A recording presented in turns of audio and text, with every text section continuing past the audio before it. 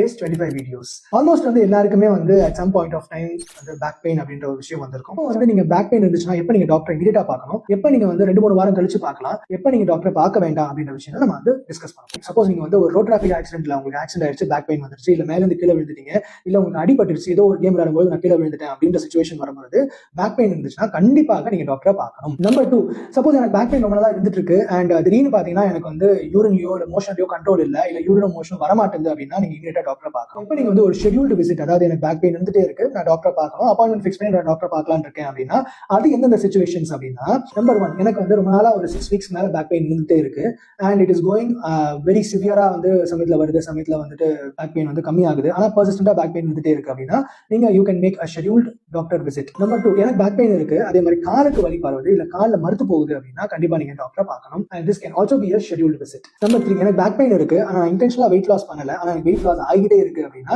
அப்ப நீங்க டாக்டர் கண்டிப்பா பார்க்கணும். சோ எனக்கு பேக் பெயின் இருக்கு, எப்ப நான் டாக்டரை பார்க்க வேண்டாம் அப்படின்னா, எனக்கு பேக் பெயின் இருக்கு ஒரு 1 or 2 days தான் அந்த டியூரேஷன் அண்ட் அதே மாதிரி வந்து கால்லயோ இல்ல வந்துட்டு கால்ல மறுத்து போறதோ இல்ல கால்ல வலியோ அந்த மாதிரி விஷயங்கள் எதுவும் இல்ல.